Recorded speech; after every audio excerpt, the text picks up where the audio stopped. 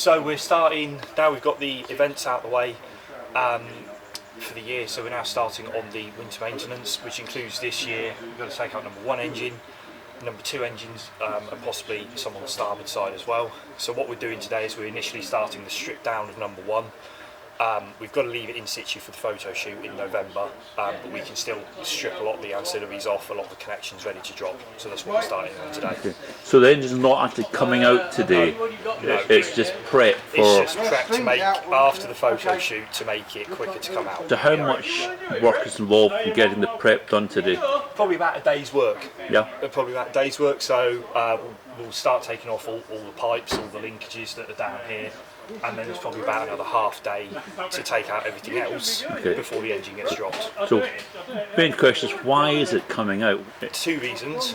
We think that there's a leak on the rapid air tanks above this engine, so unfortunately they're above the engine, so we've got to take them out.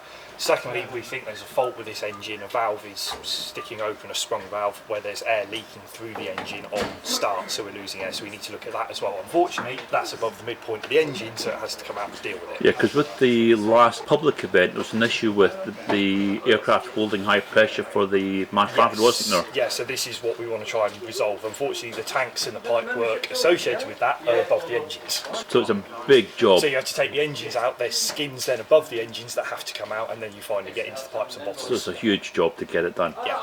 Lovely. Okay, well, good luck. We'll see how we get on through the day. Yeah, that was done tight. It should clear, Alan. Yeah, I know. But I never like to take the risk. No, I don't. I'm the same as you. It was either me or Tim that did these up last time. So what is that you're taking? Is that the alternator? Alternator. So the alternator cables have to come out and hang down to clear the airframe as it comes down. So you've got the three phase feeds, and then you've got the 3 other cables that have to come off as well. And just part of the initial strip that you're doing.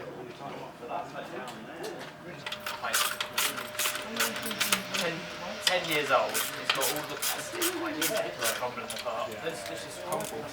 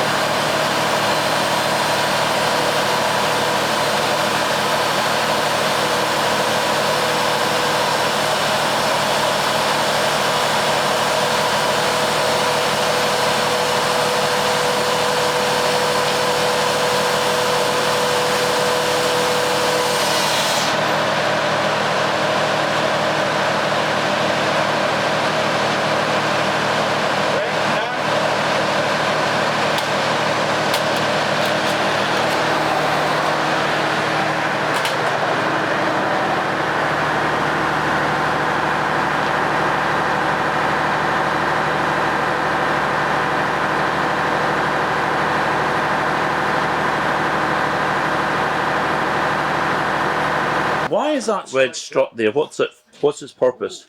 So that strut is to hold the Bombay doors fully open, because when you take the hydraulic pressure off the aircraft, the doors will want to naturally close a bit. Just sag down a little bit. Yeah, like sag, because obviously you have one door that goes up and one door that goes like that. So that door will want to go like that, and it forces that door closed. Right. And you'll notice at the end of the day, if the Bombay has been open all day, you've got to actually open the Bombay fully before you take the strut out, or you'll never get it out. If you haven't got the AAPP running, the Hoochin will provide the 200 volt supply, which is AC, but it also can supply the 28 volt DC, which is also what the battery, because you basically have 2 electrical systems, the 28 volt DC and the 200 volt AC.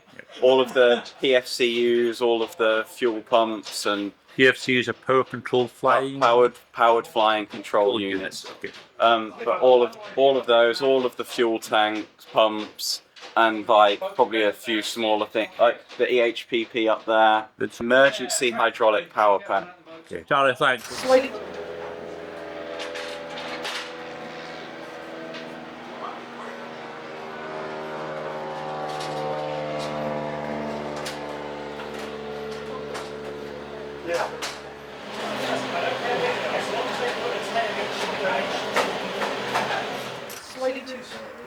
Like too big? Ah, okay.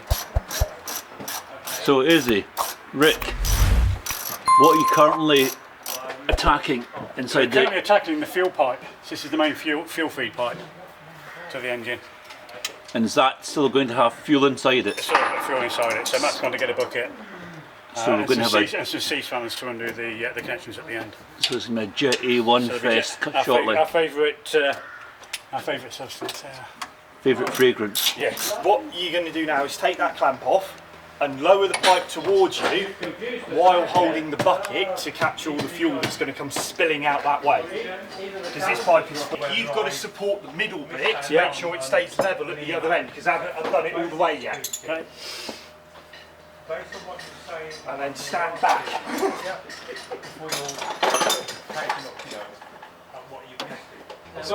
Yeah, because it will. Yeah, then go down, go down. Yeah.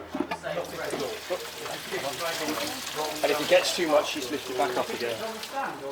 But that should be pretty much it. Pretty much it. Bit more twist it a little bit and twist it. Yeah. Right. Okay. So now you've got to lift that, because I've not undone, so you've got to lift that back up, Rick. Yeah, so it's level, so I can undo this bit up here, because this has got to come off correctly. Yeah. Absolutely. So then I pop this in, thinking, okay, either, same thing.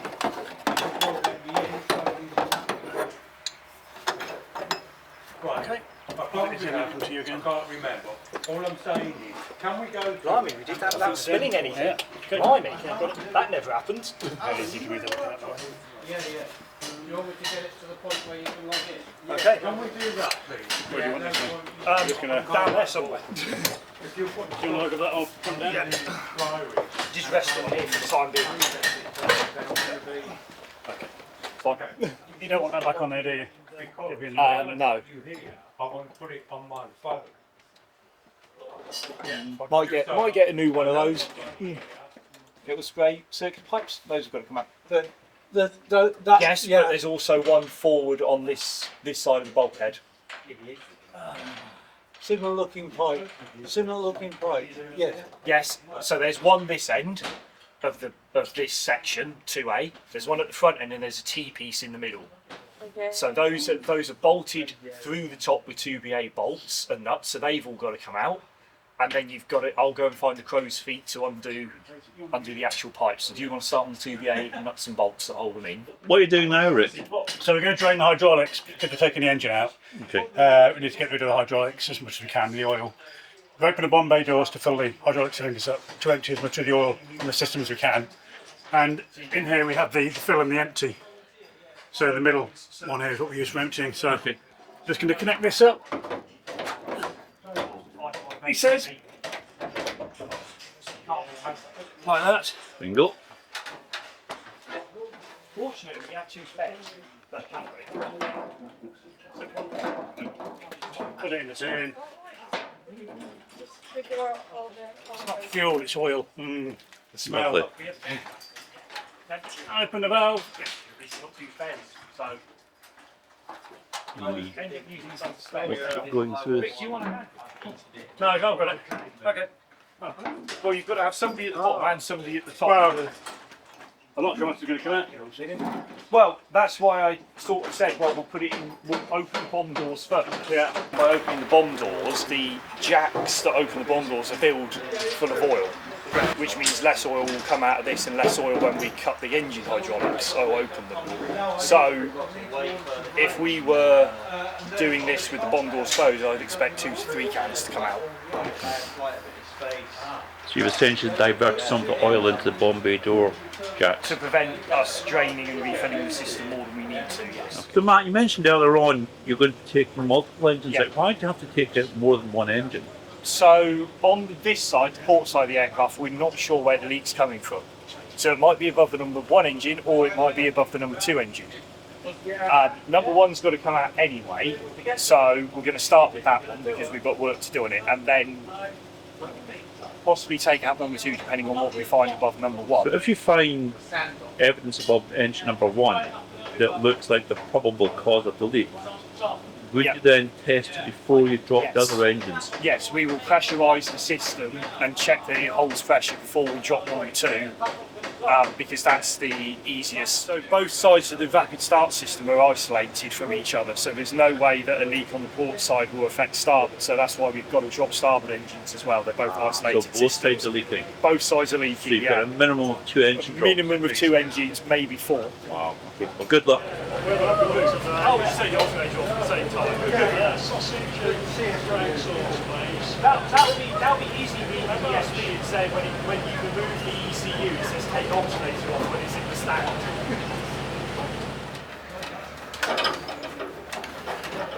There's a lot of engineering in that space when you see both engines. Yeah. Very small space. Yeah. Actually, I'm not putting my head there with you guys opening the engine door above it. I wouldn't recommend it. Oh, what a shame. I've kind of got mucky hands on the paint. He's not here. That's a good point. There's a bomb door in the way there. Yeah, I was looking at this end. Right. Less room, isn't there? Having died. Chance going to go easier. Yes. Matt, that pipe you're working on, is that the jet pipe? Jet pipe cooling pipe. Okay. So what happens is cooling air gets drawn through the door, that channel there, up into there, which then seats around here, all the way back into the back pipe there, which then circulates around the jet pipe to keep it cool. So as you move forwards, cooling air gets drawn in. And it's just one that has to be taken out for the engine to come out.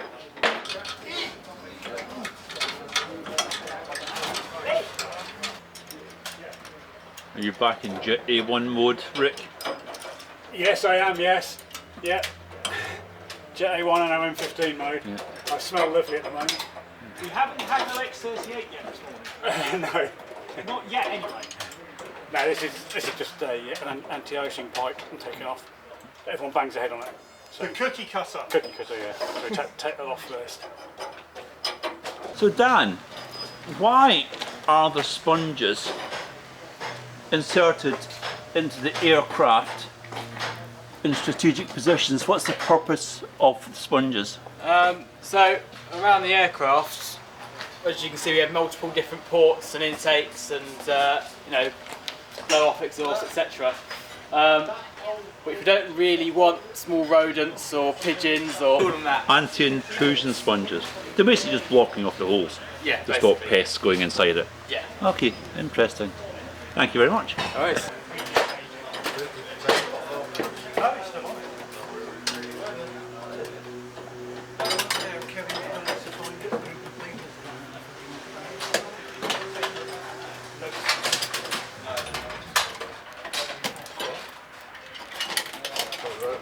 I'm working on the rapid air start delivery pipe. So what happens is, this is the rapid air valve, so that this pipe up here comes down from the tanks. It then goes, when you press the button, the electrical connection here opens the valve, which then lets the air through this silver pipe all the way around, up over your head into the reducing valve, which then goes into the starter motor. So that's what I'm working on taking out at the moment. Excellent. So on a scale of 1 to 10, how far are you along the process in general with you and the rest of the team? Probably getting about halfway with this engine, towards halfway of getting it out. Part of the initial strip that I wanted to do, I'm probably sort of 80% of the way there now for today. Okay. So Good progress. good progress. We've opened number 2 now, and so we'll hopefully get number 2 done today as well. Arm referenced. Come over here. I don't have it on. Right, so we do have colleagues who are going to be working on the engine bay at the moment. So please be mindful if they are busy, please don't disturb them because they're in the middle of deconstructing. But otherwise, I hope you guys have a lovely time with us today. What sort of action did this plane see? None. Now that may disappoint you. But one could also argue we are all alive, considering it is a nuclear bomber. The only potential action she could have seen would have been in the Falklands. Now, she didn't go down to the Ascension Islands, but she was used for training the crews for air-to-air refueling. In the middle position is a 7-store bomb carrier. It is called to carry 7 individual stores of 1,000-pound bombs. These are normal explosive bombs in demonstration here. Just on one of these going down, through the Cotswold villages, and they said, well, we're going past this Vulcan, and we just slow down and have a look. And he didn't slow down, he stopped, and we got out, and we thought we'd just have a quick squint at it.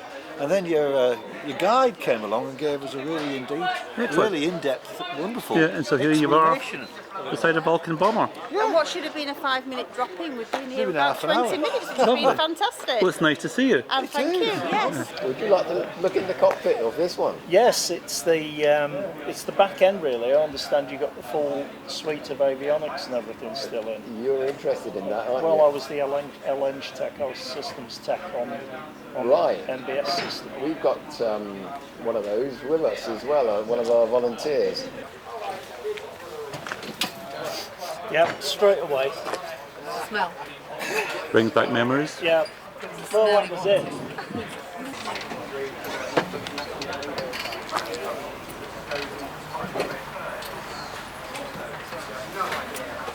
So whilst you're here, no smoking or vaping. This is an airport. And there is fuel on board the aircraft. Please be mindful of head obstacles as well as trip hazards. Okay, your own safety is your own. So please, you'll be 2 containers full of engine parts. Primary role in the RAF during the Cold War was nuclear deterrence. So it's great to see the full kit in there. What's your history with the Vulcans? Connection. I was on 35 Squadron doing improver training in the 70s. Came out of apprenticeship and went on to 35 and second line. And when I got promoted, I went on to 27. This is probably the last time I've been on a fully spec'd one since I left, and that'll be 82, I suppose, 1982. I mean, I wanted the smell, which isn't quite. It's there as soon as you get in, but it's not as pungent after 50 years as I remember it.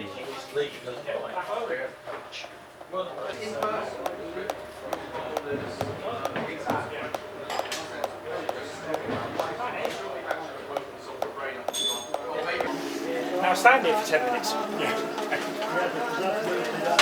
Is that going straight to kitchen fuel? Sorry? Is that going to kitchen fuel? Possibly. Whatever Stephen wants to do with it. Stop sitting down. Be a lot quiet. Oh, okay. My mum did mum ask you about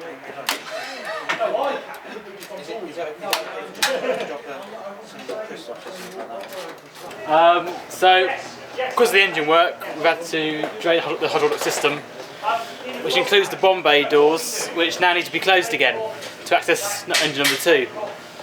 So now I've got to pump around 3 cans of OM15 into the system by hand. It's 20 minutes. 20 minutes, okay. Good luck. How's the arm doing so far? We'll find out about that in a few minutes' time. Next bit of this agenda is pushing the bellows back. So we've stripped around the back of the engine as much as we can on the floor. This is the joint between the bellows and the back of the engine, as can be seen by the high temperature joint compound we put on last time. So we're going to whack it back. There are then 2 shim pieces that sit inside that are going to fall out. We've got to try and catch them and get them out at the same time, and we go from there. Okay. And prediction for success on? 50% usually. Okay. We usually catch one and one usually falls on the floor. Okay, well good luck. That moved.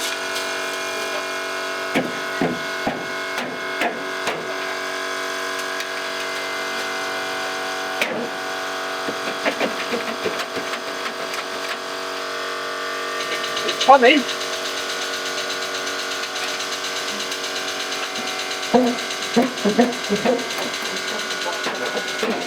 Any second now.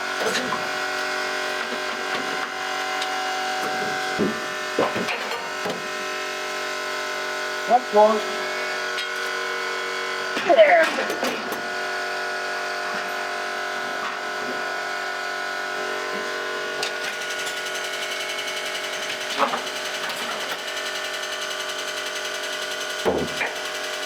There's a bellows move then. 100% success rate, didn't drop any. 2 for 2. 2 from 2. And that is now, yep, Done. done at that end, yeah. Except I've left the shims in. That's fine. Yeah, Izzy can't undo that 10H.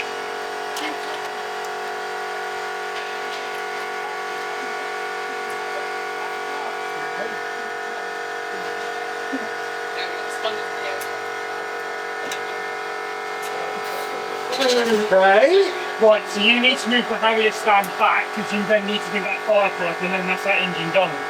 Right.